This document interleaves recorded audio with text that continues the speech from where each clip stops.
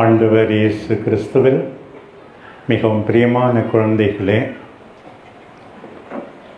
சேலம் மறை மாவட்டத்தின் பேராலயத்தின் ஒரு பகுதியான இந்த சாமிநாதபுரம் பகுதியில் உள்ள நம்பிக்கையாளர்களே, மற்ற இடங்களிலிருந்து வந்திருக்கின்ற அருமையான சகோதர சகோதரிகளே, பிற மத நண்பர்களே, அருள் சகோதரிகளே, அருள் பணியாளர்களே, நாம் யாரும் அநாதைகள் இல்லை. சிலுவையில் தொங்கிக் கொண்டிருந்த போது நம் ஆண்டவர் இயேசு இதோ உன் மகன் என்று சொல்லி நம்மை நம் அன்பு தாயிடம் ஒப்படைத்தார். பிரியமானவர்களே, அந்த தாய் நம்மை ஒருபோதும் மறக்க மாட்டார்கள். வாழும்போது மட்டுமல்ல, இப்போதும் தொடர்ந்து அந்த தாய் பரிந்து பேசிக்கொண்டே இருக்கிறார்கள். அக்கறையோடு எலிசபெத் அம்மாவுக்கு உதவி செய்தார்கள். கானா ஒரு திருமணத்தினருக்கு உதவி செய்தார்கள். தன் மகனை பாசத்தோடு தேடிச் சென்றார்கள். சிதறுண்டு போக இருந்த திரு அவையை ஒன்றாக ஜெபித்து கட்டி காத்தார்கள். இத்தனை ஆண்டளவாக எத்தனையோ புதுமைகளை பரிந்து பேசி நமக்காக செய்து கொண்டே இருக்கிறார்கள். ஆரோக்கிய தாய் எத்தனையோ பேருக்கு நலம் அளிக்கிறார்கள். முக்கியமாக நம்முடைய வேளாங்கண்ணியில் 3 தொடக்க புதுமைகள் பெருமையாக பேசப்படுகின்றன. பால்கார சிறுவனுக்கு, மோர்கார சிறுவனுக்கு, போர்த்துகீசிய மாலுமிகளுக்கு, அதை தொடர்ந்து எத்தனையோ புதுமைகள், என்னுடைய தனிப்பட்ட வாழ்க்கையிலும் புதுமைகள். எங்களுக்காக வேண்டிக் கொள்ளும், எங்களுக்காக வேண்டிக் கொள்ளும் என்று அந்த தாயை பார்த்து ஜெபிக்கின்ற அத்தனை பேரா ஆசீர்வாதத்தை அனுபவிக்கிறார். நான் பல முறை சொல்லியிருக்கிறேன், உயிரோடு இருந்தவரை என்னுடைய அண்ணன் எங்கள் ஊரிலிருந்து ஒரு 150 கிலோமீட்டருக்கு மேலே இருக்கும். வருடத்திற்கு 2 முறை நடந்தே போவார். ஒரு முறை செப்டம்பர் மாதம் திருவிழாவின் போது, இன்னொரு முறை மார்ச் மாதம் தவக்காலத்தில். எவ்வளோ பேர் தாயின் பரிந்து பேசலை நாடுகின்றார்கள். அதனால் ஆசீர்வாதங்களை நிறைய பெற்றிருக்கிறார்கள். இன்றைக்கு என்னுடைய ஆசை, ஆரோக்கிய தாயை சிறப்பான பாதுகாவலியாக கொண்டிருக்கிற எங்கள் அன்பார்ந்த சாமிநாதபுரம் பகுதி மக்கள், அந்த தாயின் மீது பக்தி கொண்ட மற்ற எல்லாரா ஆரோக்கியமாக இருக்க வேண்டும். உடலிலும் உள்ளத்திலும் ஆரோக்கியமாக இருக்க வேண்டும், அன்பாக இருக்க வேண்டும், விண்ணை நோக்கி பயணம் செய்ய வேண்டும். ஆண்டவரே, இவர்கள் எல்லாரையும் அந்த தாயை பார்த்து இரக்கம் கொண்டு ஆசீர்வதியும் ஆண்டவரே என்று நானும் வேண்டுகிறேன். பழைய ஏற்பாட்டில் மக்கள் ஜெபிக்கும் போது அபிரகாமை பாரும், தாவீதை பாரும், அவர்களுடைய தியானத்தை பார்த்து எங்கள் மீது இரக்கமாயிரும் என்று வேண்டிக் கொண்டார்களாம். அதே போல எங்கள் ஆரோக்கிய தாயை பாரா, எங்கள் சாமிநாதபுரம் மக்கள் மீது, எங்கள் சேலம் மறை மாவட்டத்தின் மீது இரக்கமாயிரும் என்று நாமும் கேட்போம்.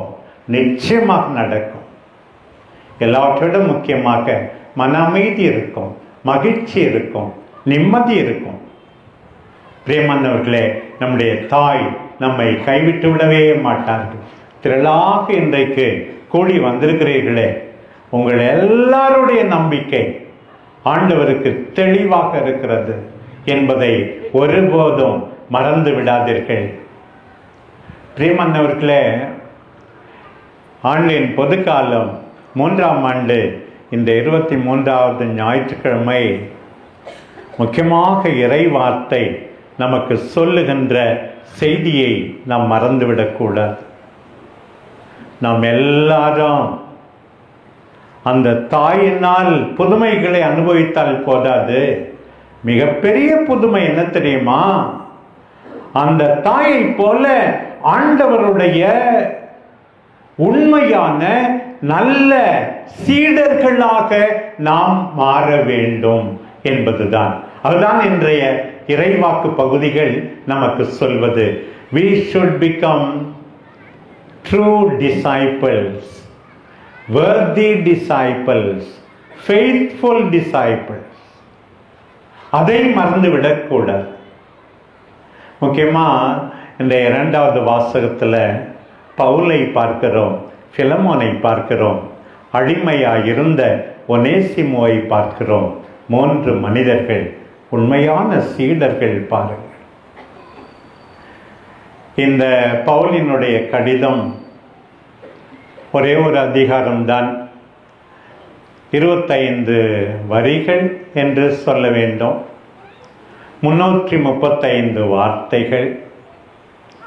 145வது வார்த்தையாகத்தான் ஒனேசிமு என்ற பெயரே அதிலே வருகிறது. ஒரே பக்கம்.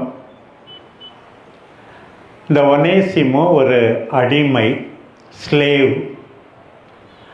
அவன் பிலமோன் என்ற பணக்காரரிடம் அடிமையாக இருந்தான். திடீரென்று ஒரு நாள் தப்பி ஓடிவிட்டான். ஓடினது பெரிய தப்பு. அதோடு அவன் திருடிக்கிட்டு ஓடி இருக்கிறான், தலைவனுடைய பணத்தை வேறு. எப்படி போய் பவுலிடம், ரோமையில் ஜெயிலில் இருக்கவரிடம் சேர்ந்தானோ என்னவோ தெரியவில்லை. மனம் மாறிட்டான் கொஞ்சம். பவுலுக்கு தேவையான சென்ட் பால், புனித சின்னப்பருக்கு தேவையான எல்லா உதவியும் செய்கிறான். பவுல் என்ன சொல்லுகிறார் பாருங்கள். நான் இந்த ஒனேசிமுவை சிறையில் பெற்றெடுத்தேன். பாருங்க, ஒரு அடிமையை தான் பெற்றெடுத்தேன் என்கிறார். அப்புறம் அவருக்கே மனசு கேட்கல. பிலமோனுடைய சம்மதம் இல்லாமல் அவனை தன்னோடையே வைத்துக் கொள்ள வேண்டும் என்று நினைக்கவில்லை. திருப்பி அனுப்ப ஆசைப்படுகிறார். அதே போல அனுப்புகிறார். அனுப்பும்போது என்ன சொல்றாரு? இந்த அடிமையை பற்றி, என் இதயத்தையே அனுப்புகிறேன். ஒரு அடிமையை தன்னுடைய இதயமாக பார்க்கிறாரே பவுல். அது மட்டுமல்ல பிரியமானவர்களே, என்ன நடக்கிறது பாருங்கள். ஒனேசிமோன்ற வார்த்தைக்கு பயனுள்ளவன் என்ற அர்த்தம். பவுல் எழுதுறார், அவன் பயனில்லாத இருந்தான், இப்ப எனக்கு பயனுள்ளவனா இருக்கிறான். பிலமோன் அவர்களே, உனக்கும் பயனுள்ளவராய் இருப்பான். நான் அப்போஸ்தலர், திருத்தூதர், கட்டளையிடுகிறேன், இவனை ஏற்றுக்கொள் என்று சொல்லவில்லை. பணிவாக நயந்து பேசி, அவன் ஒரு மனிதன், அவன் கிறிஸ்துவில் நம்பிக்கை கொண்டவன், மனிதனை தாண்டி, கிறிஸ்தவனை தாண்டி உன்னுடைய சகோதரனாக உடன்பிறப்பாக நீ ஏற்றுக்கொள்ள வேண்டும் என்று கெஞ்சுகிறேன். அவன் ஏதாவது உனக்கு கெட்டது செஞ்சிருந்தால், நஷ்டம் அறிவித்திருந்தால், அதை ஏன் கணக்கில் சேர்த்துக்க. பவுலை பாருங்கள், எப்படியெல்லாம் எழுதுகிறார் பாருங்கள். பிரியமானவர்களே, இப்படி தன்மையாக நாம் எல்லாரும் மாற வேண்டும். பாருங்கள், கட்டளை கொடுக்கவில்லை, கெஞ்சி கேட்கிறார்.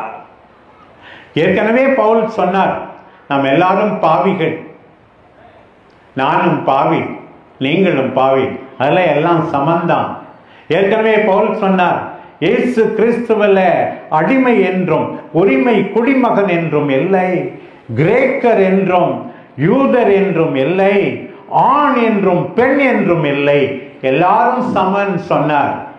இருந்தாலும் அந்த காலகட்டத்தில் அடிமைத்தன்மை இருக்கக்கூடாது, யாரும் அடிமையாக இருக்க கூடாது என்று திட்டவட்டமாக போதுமான அளவுக்கு அவர் பேசவில்லை. இங்க வந்து சொல்றார் பாருங்க, யாரும் அடிமையாக இருக்க வேண்டாம், ஏற்றுக்கொள். பிரியமானவர்களே, இன்றைக்கு மாதா நம் எல்லாருக்கும் சொல்லுகின்ற செய்தி, உன் வீட்டில் உள்ளவர்களை ஏற்றுக்கொள், பெண் குழந்தைகளை ஏற்றுக்கொள். நாளைக்கே இந்த திருவிழா கொண்டாடும் போது அகில உலக பெண் குழந்தைகளின் நாளாக திரு அவை கொண்டாடுகிறது. எல்லாரும் சமம். பவுல் சொல்லுகிறார், என் இதயத்தை அனுப்புகிறேன். நீ வீட்டில் உள்ளவர்களை மதிக்கவில்லை என்றால், முதியோரை மதிக்கவில்லை என்றால், குழந்தைகளை மதிக்கவில்லை என்றால், பெண்களை மதிக்கவில்லை என்றால், நீ ஆண்டவருடைய சீடரே கிடையாது. பாருங்கள், இந்த ஒனேசிமோவுக்கு வாழ்வு வந்தது. உங்களால் எத்தனையோ பேருக்கு வாழ்வு வர வேண்டும். அந்த பிலமோன் நிச்சயமாக மனம் மாறினார், ஏற்றுக்கொண்டார், அவரை பாராட்டினார். நான் சொன்னேன் ஏற்கனவே, 335 வார்த்தையில 145 வரைக்கும் அவர் பேசவே இல்லை. பாருங்க, ஒனேசிமோ பத்தி முதல்ல, நீ எல்லாருக்கும் உதவி செய்யற, நல்லது செய்யற, நம்புற, உன்னை நான் பாராட்டுகிறேன், எப்படியெல்லாம் பேசுகிறார் பாருங்கள் பவுல். பிரியமானவர்களே, இந்த திருவிழா இவ்வளவு ஆடம்பரமாக கொண்டாடப்படுகிறது. எல்லாரும் பங்களிப்பு செய்திருக்கிறார்கள். எல்லாரையும் ஆண்டவர் ஆசீர்வதிக்க வேண்டும். இதனுடைய மிகப்பெரிய பலனாக எது இருக்க வேண்டும்? நாம் எல்லாரும் பவுலை போல, பிலமோனை போல மென்மையாக, கனிவாக, அடுத்தவர்களை மதிக்கின்றவர்களாக, ஆண்டவருக்கு உகந்த சீடராக மாற வேண்டும் என்பதுதான் என்னுடைய கவலை, என்னுடைய அக்கறை. பிரியமானவர்களே, இந்த நற்செய்தி பகுதிக்கு வருகிறோம். மீண்டுமாக சீடத்துவ வாழ்க்கை எடுத்து சொல்லப்படுகிறது. இப்படித்தான் தொடங்குகிறது. லூக்கா நற்செய்தி 14ஆம் அதிகாரத்தின் இறுதியிலே இந்த பகுதி, திரளான மக்கள் ஆண்டவரை பின்தொடர்ந்தார்களாம். எருசலேமை நோக்கி பயணிக்கிறார் ஆண்டவர். எல்லாருக்குமே சரியான நோக்கம் இருந்தது அப்படின்னு சொல்ல முடியாது.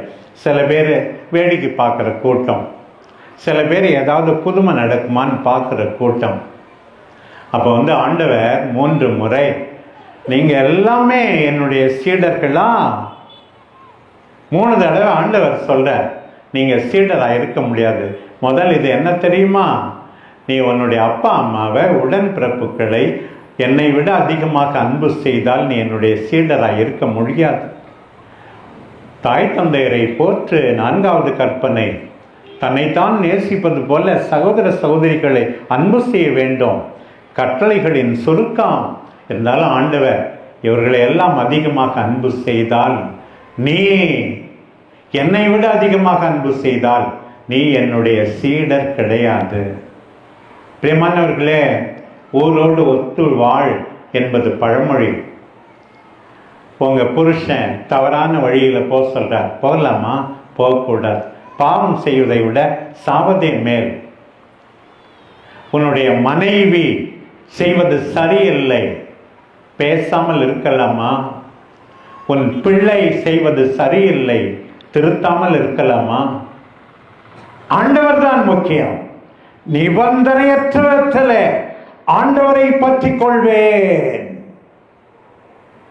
ஆண்டவர் சொல்லுகிறார், அழைப்பு வாழ்க்கை ஒரு மலர்படுக்கை அல்ல. கூட இருப்பவர்களே கெட்ட வழியை காட்டுவார்கள் அல்லது கெட்ட வழியில் நடப்பார்கள். அவர்களை விட நீ என்னை அதிகமாக அன்பு செய்தால்தான் என்னுடைய சீடர். 2வது சொல்றார், எவ்வளோ பேருக்கு பணத்தின் மீது ஆசை, சொத்துக்கள் மீது ஆசை, பொருளின் மீது ஆசை. ஆண்டவர் சொல்லுகிறார், இவற்றையெல்லாம் நீ குப்பை என கருதினால்தான், எல்லாவற்றையும் இழந்தால்தான் என்னுடைய சீடராக இருக்க முடியும். பிரியமானவர்களே, பதவி வேண்டும், பணம் வேண்டும், நகை வேண்டும், வீடு வேண்டும், உண்மைதான். இவை எல்லாவற்றை விட எது முக்கியம் தெரியுமா? நம்ம எல்லாரும் பரலோகத்துக்கு போகணும், எல்லாரும் மோட்சத்துக்கு போகணும். பணத்துக்காக, பதவிக்காக, பொருளுக்காக, நகைக்காக, வீட்டுக்காக முறைகேடாக நீ வாழவே கூடாது. ஆண்டவர் சொல்லுகிறார், தன்னிடம் உள்ளதையெல்லாம் இழந்தால்தான் எனக்காக இவற்றையெல்லாம் இழக்க நீ தயாராயிருந்தால்தான் என்னுடைய சீடர். பாருங்கள், மூன்றாவது ஆண்டவர் சொல்லுகிறார், நீங்கள் ஒவ்வொருவராம் தங்கள் சிலுவையை சுமந்து கொண்டு என்னை பின்தொடர்ந்தால்தான் என்னுடைய சீடர். 3 காரியங்களை ஆண்டவர் சொல்லுகிறார். பாருங்கள், துன்பம் இருக்கும், கிறிஸ்தவன் என்பதால் துன்பம் இருக்கும், ஒரு அருள் சகோதரி என்பதால் துன்பம், அருள் பணியாளர் என்பதால் துன்பம், ஆயர் என்பதால் துன்பம். தவறு செய்வதால் வருகின்ற துன்பத்தை சொல்லவில்லை, எதிர்பாராமல் துன்பம். மற்றவர்களோடு அநியாயத்தில் ஒத்து போகவில்லை என்பதால் துன்பம். நீதியின்படி நீ வாழ்கிறாய் என்பதற்காக துன்பம். இந்த துன்பங்களையும் நீ சுமந்து கொண்டு வாழ்ந்தால்தான் நீ என்னுடைய சீடர் என்று ஆண்டவர் சொல்லுகிறாரே. பாருங்கள் பிரியமானவர்களே, ஆண்டவர் இன்றைக்கு அழைக்கிறார். துன்பத்தை ஏற்க தயாராயிருக்கிறீர்களா என்று ஆண்டவர் கேட்கிறார். யோசித்து பாருங்கள். இல்லை என்றால் என்னுடைய சீடர் என்று நீங்கள் சொல்லவே முடியாது. திருமுழுக்கு போது சாத்தானை விட்டு விடுகிறீர்களா? விட்டு விடுகிறேன்.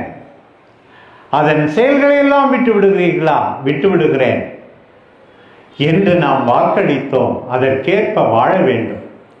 யாருமே ஆண்டவரை நெருக்கமாக பின்பற்ற வேண்டும் என்று கட்டாயம் இல்லை. ஆனால் விரும்பினால், உண்மையாகவே அந்த வாழ்வை தேர்ந்தெடுத்தால் நிச்சயமாக துன்பங்களை ஏற்க வேண்டியது அவசியமாகின்றது. பிரியமான சகோதர சகோதரிகளே, ஆண்டவர் 2 ஓமைகளை சொல்லி சொன்னார். ஒரு கோபுரம் கட்டணும் என்று ஒரு மனிதன் ஆசைப்படுகிறான். அந்த சமயத்தில் அந்த கட்டுறதுக்கு தேவையான செலவினம், பணம் எல்லாம் இருக்குதான்னு பார்த்துட்டு தானே கட்ட தொடங்கணும். யோசிக்காம கட்டுவாங்க சில பேர். கடன் வாங்கிக்கலாம், பார்த்துக்கலான்னு சொல்லி. எனக்கு தெரிஞ்ச சில பேர் இருக்காங்க, நல்ல சம்பளம் வாங்கினவங்க, கடன் வாங்கி புது வீடு, பெரிய வீடு, அகல கால் வைக்கிற மாதிரி வச்சுட்டு வாங்குற சம்பளத்தை எல்லாம் கடன் அடைக்கிறதுலே செலவழிக்கிறாங்க. ஏமா அவ்வளோ பெரிய வீடு தேவையா? இவ்வளவு வட்டிக்கு நீ கடன் கொடுக்கணுமா? கடன் வாங்கணுமா? இப்படித்தான் ஆண்டவர் சொன்னார்.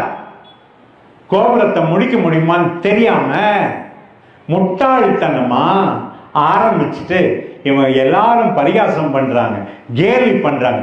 அப்படி உன்னுடைய வாழ்க்கை அமைந்து விடக்கூடாது. ஆண்டவரை பின்பற்றுகிறாயா? பின்பற்ற துணிந்து விட்டாயா? அது எவ்வளவு கஷ்டம் என்று தெரிந்து கொண்டு என் பெண்ணே வா என்று சொல்லுகிறார். ஆண்டவர் இன்னொன்றும் சொன்னார். பாருங்கள், சண்டைக்கு போனோம், பகைவனிடம் 20,000 பேர் இருக்காங்க, என்கிட்ட 10,000 பேர் தான் இருக்காங்க. துணிஞ்சு போலாமா? மிதமெஞ்சிய நம்பிக்கையோட போலாமா? போகாத. சமாதானத்துக்கான வழியை பாரு, சரண்டர் ஆயிடு. யாருக்கும் காயம் ஏற்படாது, சேதம் ஏற்படாது. இங்க பாருங்க, புத்திசாலித்தனமாக செயல்படு, முட்டாளாக இருக்காதே. அதே போலத்தான் அழைப்பு வாழ்க்கை, கஷ்டமான வாழ்க்கை, தியாகம் நிறைந்த வாழ்க்கை. டாக்டர் ஆகணும், இன்ஜினியர் ஆகணும், IAS ஆபீசர் ஆகணும், IPS ஆகணும். எத்தனையோ பிள்ளைகளுக்கு ஆசை தான். ஆனால் அதற்கேற்ப தங்களையே ஒருத்த வீண் விளையாட்டுக்களை தவிர்த்து கடின உழைப்பிலே ஈடுபட வேண்டாம் என்பதை மறந்துவிடக் கூடாது. பிரியமானவர்களே, சீடத்துவ வாழ்க்கை சுலபம் அல்ல. நம்முடைய அம்மா பாருங்கள், ஒரு பக்கம் தன் குடும்பத்தையே தியாகமாக்கினார். தன் பிள்ளை 12 வயதில் காணாமற் போன போது துணுக்குற்றார். ஆலயத்திலே காணிக்கையாக ஒப்பு கொடுக்கப்பட்ட போது உண்மையாகவே என் பிள்ளை பின்னாளில் கொடுக்க வேண்டும் என்பதை உணர்ந்தாரோ என்னவோ தெரியவில்லை. 30 ஆண்டுகளிலே தன் மகன் பிரிந்து சென்ற போது அதே போலத்தான் வேதனை. பாருங்கள், லூக்கா நற்செய்தி 8ஆம் அதிகாரம் 1 முதல் 3 வரை உள்ள பகுதியில் வாசிக்கிறோம். எத்தனையோ பெண் சீடர்கள் எல்லாம் இயேசுக்குரியெல்லாம் செஞ்சாங்களாம். ஒரு அம்மாவுக்கு சாதாரணமாக ஆசையாக இருக்கும், என் கையால் என் பிள்ளைக்கு சாப்பாடு போடணும், என் பிள்ளை துணியை நான் துவைச்சி கொடுக்கணும். அதை கூட செய்ய முடியாத அளவுக்கு நம் தாய் வேதனையுற்றார்கள். தாயினுடைய வேதனையை நினைத்து பாருங்கள், தியாகத்தை நினைத்து பாருங்கள். எல்லாவற்றையும் இழக்க தயாரான அந்த தாயினுடைய மாதிரியை பின்பற்றுங்கள். பிரியமானவர்களே, நாம் எல்லாரா நம் அன்பு தாயை போல சீடராக வேண்டும். இறை வார்த்தையை கேட்பது, இறைவனுடைய புகழ்ச்சியை பாடுவது, தேவையில் இருப்போருக்கு உதவி செய்வது, சிலுவை மரணம் மட்டும் கடைசி மூச்சு வரை ஆண்டவருக்கு பிரமாணிக்கமாயிருப்பது. எந்த அளவுக்கு அவருடைய பாடுகளிலே பங்கெடுக்கிறோமோ அந்த அளவுக்கு அவரால் மாட்சிமை பெறுவோம் என்பதை உணர்ந்து வாழ்வது. இதுதான் நம்முடைய ஆரோக்கிய தாய். அம்மா, உங்கள் பிறப்பை பற்றி நாங்கள் மகிழ்கிறோம். கடவுளின் தாய் என்பதை விட இயேசுவின் சீடர் என்பதுதான் உமக்கு பெருமை. புனித அகுஸ்தினார் சொன்னாரே, நாங்களும் சீடராயிருக்க விரும்புகிறோம், நல்ல சீடராயிருக்க விரும்புகிறோம். எது முக்கியம் என்று உணர்ந்து வாழ விரும்புகிறோம். அம்மா, சீடத்துவத்தில் நாங்கள் உண்மையாகவே தலை சிறந்து விளங்க எங்களுக்கு உதவி செய்யும் அம்மா என்று நாம் எல்லாரும் கேட்க வேண்டும். அம்மா, டிசம்பர் 25 உங்களுடைய பிறந்த நாள் விழா. ஜூன் மாதம் 24ஆம் தேதி திருமுழுக்கு யோவானின் பிறந்த நாள் விழா. மற்றபடி உங்களுக்கு மட்டும்தான் பிறந்த நாள் விழா. மீதி எல்லாருக்கும் இறந்த நாளைத்தான் கொண்டாடுகிறோம். நீங்கள் பிறந்ததில் அம்மா நாங்கள் எல்லாரும் மகிழ்ச்சி அடைகிறோம். இன்றையிலிருந்து என்னுடைய பிறப்பால், என்னுடைய உடலிருப்பால், என் குடும்பத்தால், தேவையில் இருக்கின்ற என்னுடைய சகோதர சகோதரிகள் அத்தனை பேரும் மகிழும் விதத்தில் தியாக வாழ்க்கை வாழ்வேன், அன்பு வாழ்க்கை வாழ்வேன் என்று நாம் எல்லாரும் உறுதி கொள்ள வேண்டும். ஆரோக்கிய தாயே, எங்கள் சாமிநாதபுரம் மக்களுக்காக, எங்கள் சேலம் மறை மாவட்டத்துக்காக பரிந்து பேசும் அம்மா. ஆமென்.